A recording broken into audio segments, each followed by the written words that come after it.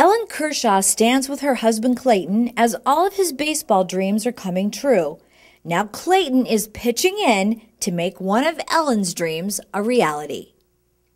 I read that you actually saw an interview on the Oprah Winfrey Show with the kids and the people that had gone to Africa. So tell the story, and then we'll kind of go from there. Yeah. So 8th grade, Oprah changed my life, kind of.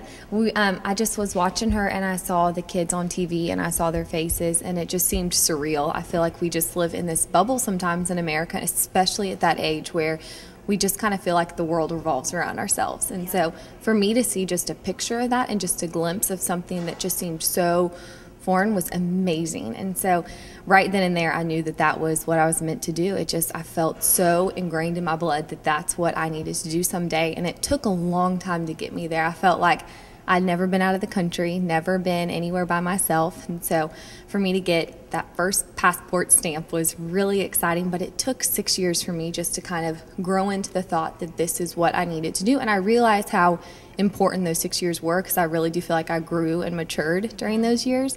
And really wanted to make it my own. So I just went over there by myself and really feel like I found a lot of who I was over there, you know. What was that like for you to go, I mean, all the way to Africa? You talk about leaving the country and it being so foreign. Were you scared? Were you nervous? Or? No, I mean, I should be. Every part of the trip, I mean, I got on a British Airways flight and I'm sitting there and I'm 18 years old and just waved goodbye to everyone I knew. And it was amazing, just this sense of peace that kind of came over me, just that this was it. This was kind of, I'd almost gotten anxiety from not going and from not answering that call, that I just kind of felt like I was right where I needed to be. And so it was a very cool moment. There was never a time I've not felt safe or secure or exactly where I need to be. And those people over there, they just treat you like they're your own, like you're their own. And so it's amazing. Now, you went with a Christian group, is that right? Yes. Tell us about that. Yeah, that's right. So the first 4 years I went with a missions organization out of Dallas called Family Legacy, and it was really cool because we got to run basically a Christian camp for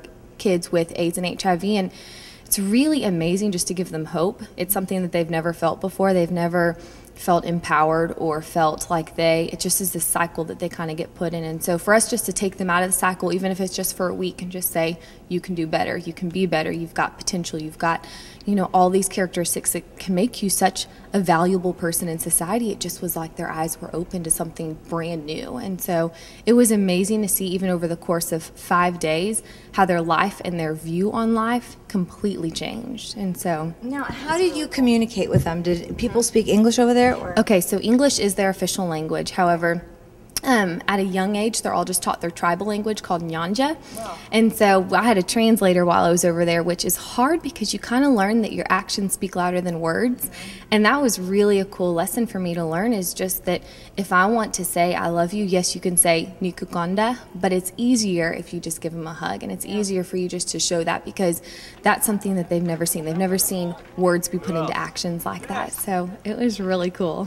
When you finally brought Clayton with you after so many visits, and I had asked him, I said, you know, did they understand what baseball was? Did they understand? He said, it's funny, if you give a kid a ball or a bat, they automatically kind of know what to do with it. Yeah, exactly. I mean, it was one of the coolest sights I've ever gotten to see, because Clayton was a little hesitant going into it, just being like, I don't know what to expect, I don't know how to relate to these kids, and it definitely was outside of his comfort zone. And so one of the coolest things for me to do is, I bet you heard he had a little anxiety about going, because he didn't know about his, you know, he's such a routine guy, and he wants to get his workouts in and he wants to throw. And so for him, there was a lot of anxiety of, well, when am I going to do this? So he made things work out, and he was just throwing long toss with one of the guys on the trip, and it was down a dirt road, and before I know it, I'm looking around, and there are just these little heads bobbing up and down throughout the field that are just running to see this big Mzungu, is what they call him, and they just see the ball, and their heads just all go with every pitch every pitch Clayton makes. And so before you know it, Clayton kind of starts throwing the ball to them, and it was the most natural, unique, and very personal way for Clayton to love on these kids. And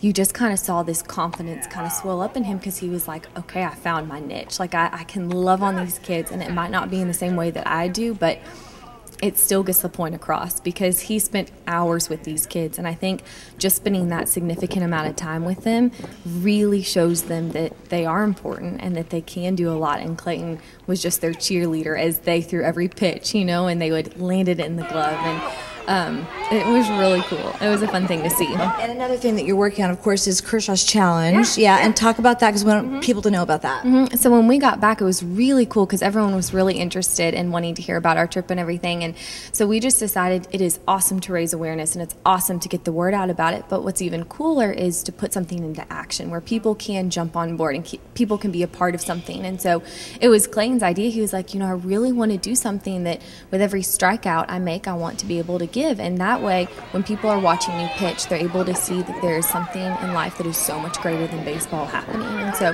I was just blown away and so touched by that idea. So we started Kershaw's Challenge because there's a little girl over in Zambia named Hope, and she has just stolen our hearts. She's 11 years old and HIV positive and a double orphan. And so it's just she's our inspiration, and we want to have a home for her. And so we decided to build Hope's Home, and it's basically going to be an orphanage to house 12 to 15 kids and just a place where we are able to take them out of their environment and just let them thrive. And it's amazing how far encouraging words, food, and just a safe place to call home, it's amazing how far that can take these kids. And so, if we're able to get 12 to 15 kids and just be able to raise them in this house, the sky is the limit for them. And so it's been cool to see how people have just come on board with us and wanted to be a part of it. And we still have a ways to go, but we feel like we've been called to do this and we want to make a difference and we want to give these kids a home and a chance. And so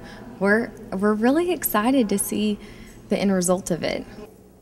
Well, that looks like a really wonderful project that Mrs. Kershaw is involved in. Amazing project. And to me, it's just so inspiring to see people that, have lots of money and lots of fame, but they really want to keep it, very good. They're very grounded people and they see there's a need somewhere and they want to help. So it's good. Yeah, if you have it, you should share. Absolutely. Yeah, help people. And remember, you can help the Kershaws get that school built in Zambia by going to kershawschallenge.com. That's right. Now, Will, it's like halfway through the show and we haven't talked about football at all. So are you ready for some football talk? Well, he's got a lot of big news, but yeah, we do talk about football. So much happened in football. I can't believe it. First of all, Green Bay is not going to go undefeated. So the 1972 Dolphins can unpop the champagne and they can celebrate because they lost to Kansas City, which nobody saw that coming. Yeah, Kansas, it was a pretty weak game for the most part. Yeah. But it was their Super Bowl, I guess. Especially by Green Bay, but they got enough work done to knock off the Super Bowl champs. And it kind of goes back to that on any given Sunday thing. I know people don't like to say that, but it's really true. Kansas City is a professional team, and here's the kicker with Kansas City. Kansas City, the Raiders, Denver, San Diego are within a game of each other. Isn't that exciting? So exciting, and to the point where we don't even know the next 2 weeks what's going to happen, who's going to end up where. But if Kansas City wins out, they have the division. So it's bye-bye everybody else that we thought was going to be so good. So how amazing is that? Amazing. Amazing. And the AFC West should decide the Super Bowl, right? Well, maybe not. Maybe not. Maybe that's pushing it a unless little the bit. Raiders make it. Then that'll be a whole other story, and we'll roast everyone black like the rest of the year. But yeah. Now, are you on the side thinking that this could disrupt the whole Green Bay Packers season, and maybe they're not the team that they have looked the first 13 weeks? No, because to me, it's about winning a Super Bowl, and the more players we talk to, it's about winning the championship. And I think that being undefeated, first of all, is such a ridiculously hard thing to do that no one's done it since 1972 and go on and win the Super Bowl. So I think that maybe to lose a game here or there just kind of shows maybe your weaknesses that you have to improve on, which I think is always good. So I think to lose a game kind of here or there kind of just says, okay, this is really what we need. The offensive line is breaking down, or special teams or whatever, and now they can really push harder. Also at the end, could be good for them. It could be good for them. It kind of bugs me when people don't play hard if they've clinched a playoff spot. It's like, I think that you still want to play really hard, because they were talking about that with the Ravens with San Diego yesterday. Maybe the Ravens didn't try as hard. I think they did try. I just think that San Diego just popped up at the week 14 and said, here we are. Right. So I don't know. I don't know. Some people think no, you rest all your players until the playoffs, but I think you should have to just play hard. It's a short season. Yeah. And speaking of a team not being able to go undefeated, yes. on the same Sunday, a team decided they were not going to go defeated. That's right. They didn't want to go winless, and that was the Indianapolis Colts, and I think that was so good for them because everybody wants to win. And they were talking about that, also saying, well, but, they're in the Andrew Luck sweepstakes. But it's like, you know what? They want to win, too. Nobody wants to go winless. And guess what? They're still in the sweepstakes because no one else has one win. Well, I know, but there's a couple teams that are kind of close now. So as long as they lose out, they're pretty good. Yeah, and you know what? Let's just talk about that for a second, because Peyton Manning is throwing. You know, he's working out now. He's able to work out, even though they're saying that he won't play this season at all. But I think somebody like Andrew Luck, if you look at all the great backup quarterbacks that go on to play, like the Aaron Rodgers, like Steve Young, sit behind someone like Peyton Manning for 2 years. That's right. You know, no, they want to play everybody now. They want everybody to jump in, and it's Flacco and it's Sanchez and it's all these guys that are just expected to, boom, you're out of college, or you're playing in the pros. But the ones that are really good that go on to, I think, win Super Bowls. I mean, Roethlisberger's kind of maybe not fitting in there because he came out right away and was great, but sit behind somebody great for a year. No doubt about it. I think the Colts fans are hoping that, and I personally, I think Peyton Manning is a great legendary quarterback, and great, like one of the best of all time. You don't want him to go out kind of like with a neck injury. I hope he does play a couple more years. Yeah, absolutely. And they will get luck at this. At the rate they're going now, that's who they'll probably get, and that scenario you said will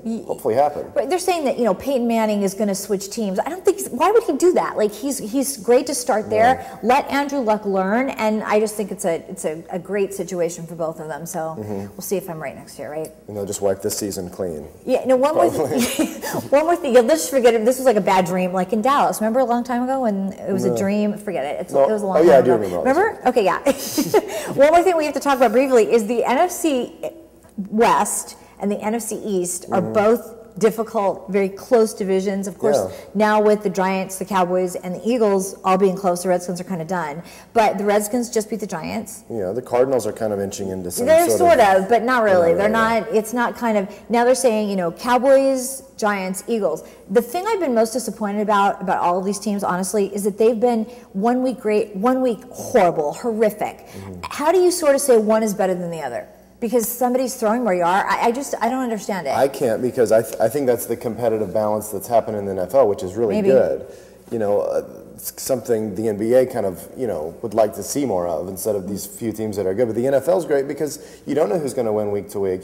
Green Bay's great, but you don't know who's going to win the Super Bowl. You don't know who's going to even make the playoffs in a lot of these divisions. You see, I like it when my team goes 16-0 or 15-1. I don't need you to be bad 1 week and great the next, because then it confuses me. I don't know what you really are. This is the Maria that hates close, exciting games. Yeah, I like the Cowboys to be ahead by 58 points or something. Yes, I like that.